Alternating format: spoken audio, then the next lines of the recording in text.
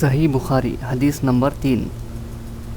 نبی کریم صلی اللہ علیہ وسلم پر وحی کا ابتدائی دور اچھے سچے پاکیزہ خوابوں سے شروع ہوا۔ آپ خواب میں جو کچھ دیکھتے وہ سب روشنی کی طرح صحیح اور سچی ثابت ہوتا۔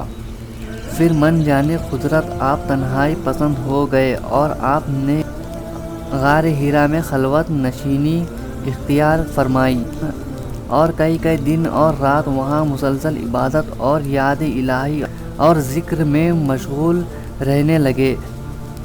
جب تک گھر آنے کو دل نہ چاہتا توشہ ہمراہ لیے ہوئے وہاں رہتے۔ توشہ ختم ہونے پر ہی اہلیہ محترمہ حضرت خدیجہ رضی اللہ تعالی عنہا کے پاس تشریف لاتے اور کچھ توشہ ہمراہ لے کر پھر وہاں جا کر خلوت گزری ہو جاتے۔ یہی طریقہ جاری رہا یہاں تک کہ آپ پر حق منتشق ہو گیا اور آپ غار حرا میں قیام پذیر تھے کہ اچانک جبرائیل علیہ السلام آپ کے پاس نازل ہوئے اور کہنے لگے، اے محمد پڑھو۔ آپ فرماتے ہیں کہ میں نے کہا کہ میں پڑھنا نہیں جانتا۔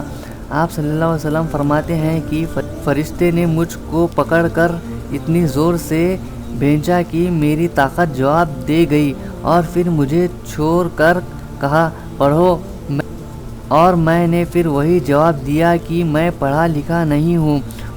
اس فرشتے نے نہایت ہی زور سے بھینچا، مجھ کو سخت تکلیف محسوس ہوئی۔ پھر اس نے کہا کہ پڑھو، میں نے کہا میں پڑھا ہوا نہیں ہوں۔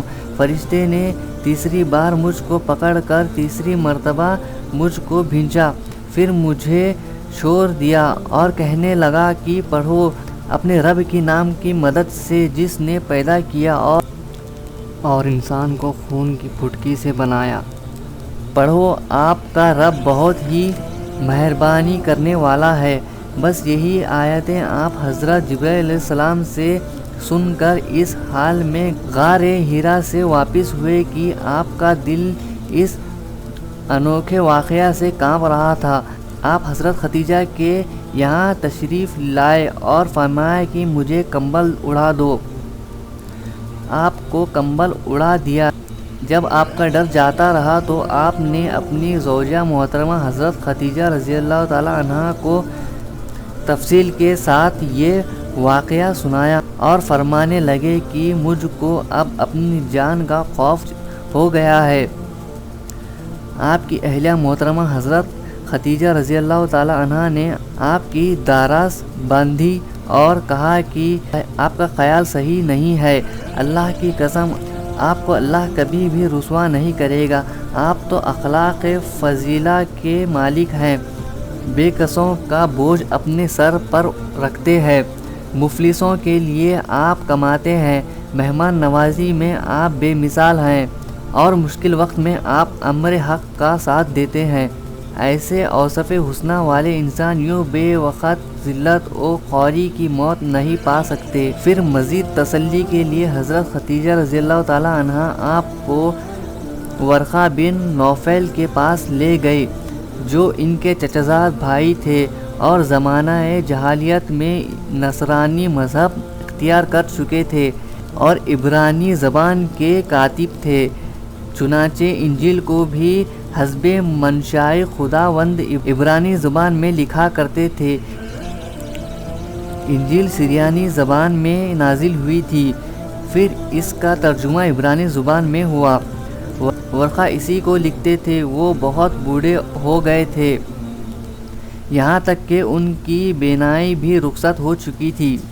حضرت خدیجہ رضی اللہ تعالی عنہا نے ان کے سامنے آپ کے حالات بیان کیے اور کہا کہ اے چچا زاد بھائی، اپنے بھتیجے محمد صلی اللہ علیہ وسلم کی زبانی ذرا ان کی کیفیت سن لیجئے۔ وہ بولی کہ بتائیے، اپنے جو کچھ دیکھا ہے اس کی تفصیل سناؤ۔ چنانچہ آپ صلی اللہ علیہ وسلم نے پورا واقعہ سنایا، جس سے سن کر ورقہ بے اختیار ہو کر بول اٹھے کہ یہ تو وہی ناموس معزز رزدان فرشتہ ہے جس سے اللہ نے حضرت موسیٰ علیہ السلام پر وحی دے کر بھیجا تھا۔ کاش میں آپ کے اس ابھی نبوت شروع ہونے پر جوان عمر ہوتا۔ کاش میں اس وقت تک زندہ رہتا جب تک آپ کی قوم آپ کو اس شہر سے نکال دے گی۔ نبی کریم صلی اللہ علیہ وسلم نے یہ سن کر تعجب سے پوچھا کہ یہ کیا لوگ مجھ کو نکال دیں گے، حالانکہ میں تو ان میں صادق و امین و مقبول ہوں۔ ورقہ بولا، ہاں یہ سب کچھ سچ ہے، مگر جو شخص بھی آپ کی طرح امر حق لے کر آیا لوگ اس کے دشمن ہی ہو گئے ہیں، مگر مجھے آپ کی نبوت کا وہ زمانہ مل جائے تو میں آپ کی پوری مدد کروں گا۔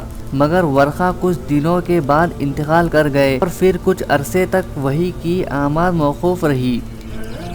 امید ہے دوستوں آپ کو چھوٹا سا ویڈیو پسند آیا ہوگا، تو ویڈیو کو لائک کیجیے، شیئر کیجیے اور چینل کو سبسکرائب ضرور کریے۔